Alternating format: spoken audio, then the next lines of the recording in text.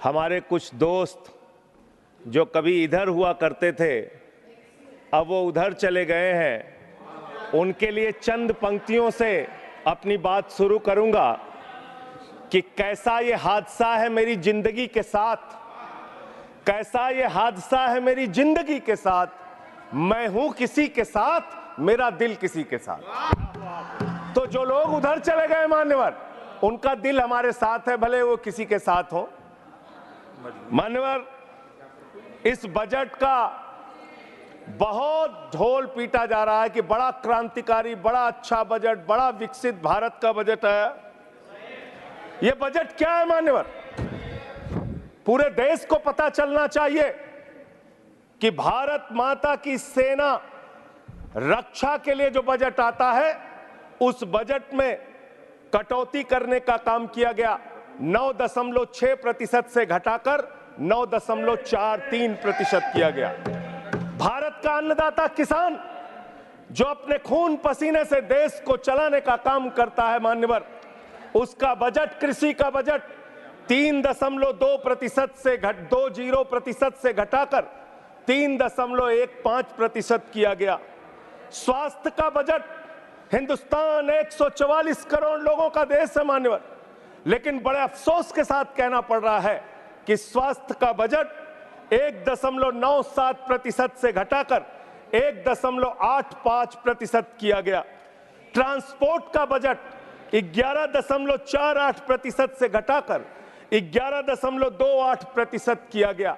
Pension, जहां एक तरफ पुरानी पेंशन की बहाली की मांग हो रही है, लाखों कर्मचारी सड़क पर हैं और मांग करते हैं कि पुरानी पेंशन बहाल किया जाए, इस सरकार ने पेंशन का बजट 5.20% से घटाकर 5.04% करने का काम किया। एनर्जी का बजट 2.10% से घटाकर 1.42% करने का काम किया। वैज्ञानिक विभाग का बजट 0.7% से घटाकर 0.6% करने का काम किया। फूड सब्सिडी का बजट 4.38% से घटाकर 4.25% करने का काम किया। नॉर्थ ईस्ट के विकास का बजट, मणिपुर की तो चर्चा आपने नहीं की, लेकिन नॉर्थ ईस्ट के विकास का बजट आपने 0.13% से घटाकर 0.12% करने का काम किया। सामाजिक कल्याण, जिसमें आपका बिल्कुल यकीन नहीं है, उसका भी बजट आपने घटाया। 1.22% से घटाकर 1.17% करने का काम किया। आपने फर्टिलाइजर का, खाद का बजट 3.88 से घटाकर 3.4% करने का काम किया और फूड सब्सिडी आपने घटाने का काम किया। ये है आपके विकसित भारत के खोखले बजट की सच्चाई। हर वर्ग को आपने चोट पहुंचाने का काम किया मान्यवर। आप कहते हैं आप दुनिया की 5वीं बड़ी अर्थव्यवस्था है, 5वीं बड़ी अर्थव्यवस्था है। अरे ये तो सच्चाई बताइए कि ये 5वीं बड़ी अर्थव्यवस्था किसके लिए है? आपने चंद पूंजीपतियों का 16 लाख करोड़ रुपए माफ किया। ये इस देश की सच्चाई है। आपने 16 लाख करोड़ रुपए पूंजीपतियों का माफ किया। आपने 14 देश के प्रधानमंत्रियों ने जितना कर्जा लिया, उससे दोगुना कर्जा अकेले आपकी सरकार ने लिया। आपने 150 लाख करोड़ रुपए कर्जा लेने का काम किया, देश को कर्ज में डुबाने का काम किया। मान्यवर, मैं बताना चाहता हूं इस सरकार से किन किन वर्गों को उम्मीद थी। इस सरकार से उम्मीद थी देश के अन्नदाता किसानों को कि आप एमएसपी दोगुना करेंगे। आपने एमएसपी दोगुना नहीं की। आपने किसानों की फूड सब्सिडी का काटने का काम किया, फर्टिलाइजर सब्सिडी काटने का काम किया, कृषि क्षेत्र को देने वाले बजट को खत्म करने का काम किया। बेरोजगारों को उम्मीद थी, 10 साल में आपने कहा था मान्यवर 20 करोड़ नौकरियां देंगे। 20 करोड़ नौकरियां आपने नहीं दी। फिर नौजवानों ने कहा नौकरी दो, नौकरी दो।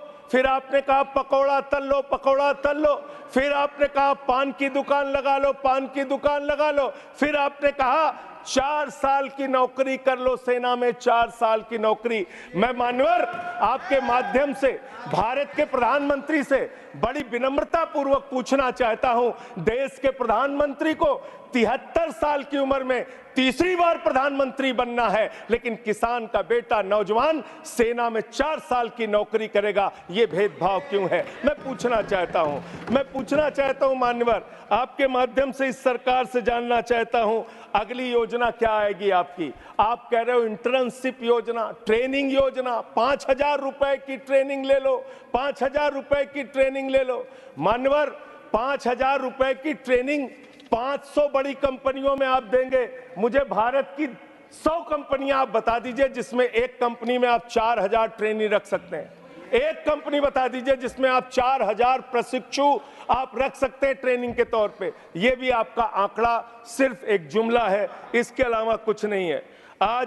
अब मुझे लगता है एक ही योजना बाकी रह गई है मान्यवर, वो योजना है कि हमारी भारत की सरकार, आदरणीय नरेंद्र मोदी जी की सरकार अगली योजना लेके आएगी कि इस देश के नौजवानों को मुफ्त में 5 करोड़ कटोरा बांटा जाएगा। भीख मांगो योजना लाने का काम ये लोग करेंगे। मान्यवर इस देश में आपने अर्थव्यवस्था को लेकर कहा पांचवी बड़ी अर्थव्यवस्था है, वो 5वीं बड़ी अर्थव्यवस्था का लाभ किसको मिल रहा है? आपके चंद पूंजीपति मित्रों को, जिसका 16 लाख करोड़ रुपए आपने माफ किया, जो हजारों करोड़ लूटकर हिंदुस्तान से चले गए। मान्यवर मैं बड़ी विनम्रता पूर्वक कहना चाहता हूं, मित्रों बड़ी डिलीटेड जी, डिफिकल्टी। ठीक है सर। मान्यवर मैं बड़ी विनम्रता पूर्वक आपके माध्यम से पूछना चाहता हूं, क्या इस देश की अर्थव्यवस्था में रेहड़ी पटरी वालों का कोई योगदान नहीं? जो 10 करोड़ रेहड़ी पटरी वाले पूरे देश में हैं, उनका कोई योगदान नहीं है क्या मान्यवर? वो भी सरकार को टैक्स भरते हैं। आपकी सरकार उनको भी फूटी आंख से देखना नहीं चाहती। आपने रेहड़ी पटरी वालों को कहा अपने नाम के आगे नेम प्लेट लगाओ, अपने नाम के आगे नेम प्लेट लगाओ। हिंदुओं की, मुसलमान, दलितों के पीछे आदिवासी हो, क्या हो ये बताओ। मैं पूछना चाहता हूं, आपके माध्यम से सरकार के कहना चाहता हूं मान्यवर, अगर नेम प्लेट लगवाना है तो लगवाइए गले में नेम प्लेट, नीरव मोदी के गले में नेम प्लेट लगवाइए कि 20,000 करोड़ रुपए हिंदुस्तान का वो बाकी है। लगवाइए नेम प्लेट, 10,000 करोड़ रुपए विजय माल्या हिंदुस्तान का बाकी है। लगवाइए नेम प्लेट गले में ललित मोदी के कि 3,000 करोड़ रुपए हिंदुस्तान का लूट के भाग गया। लगवाइए नेम प्लेट मान्यवर। मैं कहना चाहता हूं नितिन संदेशरा के कि वो 6,000 करोड़ रुपए हिंदुस्तान का लूट के भाग गया। लगवाइए नेम प्लेट अडानी के कि 2.5 लाख करोड़ रुपए का कर्जा आपने एक आदमी को दे रखा है। लगवाइए नेम प्लेट उन पूंजीपतियों को जिन्होंने हिंदुस्तान की बैंकों को खाली करने का काम किया। मान्यवर एक सेकंड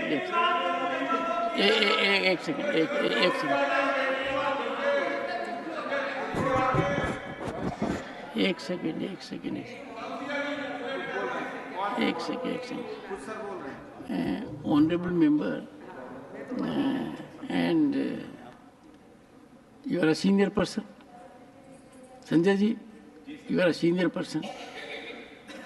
धारा प्रवाह में आप काफी कुछ कह गए फिगर्स के बारे में, बाकी तो you can make your point, no difficulty about it. One second. So the figures which you have given, you will have tough time in proving them, because these have been taken in stride. So all that will be deleted, and we will, unless you have real, factually firmed up material, use a name. Other make your point. ठीक है sir, ठीक है sir, thank you sir, make your point. Thank you sir. मानवर मैं तो ये कहना चाह रहा था आपके माध्यम से कि इस तरह के काम देश के अंदर नहीं होने चाहिए। भारत एक धर्मनिरपेक्ष राष्ट्र है और हम जानते हैं अपनी सामाजिक व्यवस्था में, मैं जानता हूं इनके मन में दर्द होगा मान्यवर, अभी चुनाव हारे हैं ये उत्तर प्रदेश में, तो वहां पर अगर कोई बोर्ड लगाएगा जाटव ढाबा, एक सेकंड, जाटव ढाबा कोई लगाएगा, कोई अपने ढाबे के आगे अगर वाल्मीकि ढाबा लिखेगा तो आप लोग उसके यहां खाने नहीं जाओगे। मैं जानता हूं आपकी मानसिकता। आप वो लोग हैं जिन्होंने भारत के तत्कालीन राष्ट्रपति श्री रामनाथ कोविंद जी को प्रभु श्री राम के मंदिर के शिलान्यास में नहीं बुलाया। आप वो लोग हैं जिन्होंने मौजूदा राष्ट्रपति श्रीमती द्रौपदी मुर्मू जी को राम मंदिर के उद्घाटन में नहीं बुलाया। आप दलितों से, पिछड़ों से, आदिवासियों से, अल्पसंख्यकों से, मुसलमानों से नफरत करने का काम करते हैं। ये आपकी सच्चाई है। इसलिए नेम प्लेट मत लगवाइए। नेम प्लेट लगवाना है तो जिन्होंने देश की बैंकों को लूटा है उनका नेम प्लेट लगवाइए। और मान्यवर, मैं आपसे, आपके माध्यम से इस सरकार से कहना चाहता हूं, इनका बजट पढ़ रहा था मान्यवर, जेलों को भी इन्होंने कम बजट दिया। अरे जेल का बजट तो बढ़ा दीजिए, 300 करोड़ रुपए जेल का बजट बढ़ा दीजिए।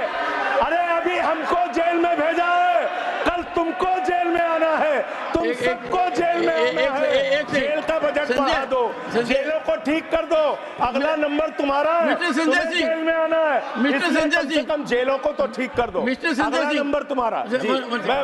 मैं जेल के बजट पे बोल रहा हूँ मानवर, मैं जेल के बजट पे 1 सेकंड 300 करोड़ दिया, इनको जेल में आना है। 1 सेकंड सदन के नेताजी से मैं अनुरोध करूंगा कि ये बहुत मार्मिक अपील है जेल का बजट बढ़ाने के लिए, और इस पर आप गौर फरमाइए। धन्यवाद सर, धन्यवाद सर। ठीक है ना, धन्यवाद सर। एक पृष्ठभूमि भी है मान्यवर, इसका ध्यान रखा जाएगा। में इन्होंने न्यायपालिकाओं के लिए जो बजट रखा वो नाकाफी है।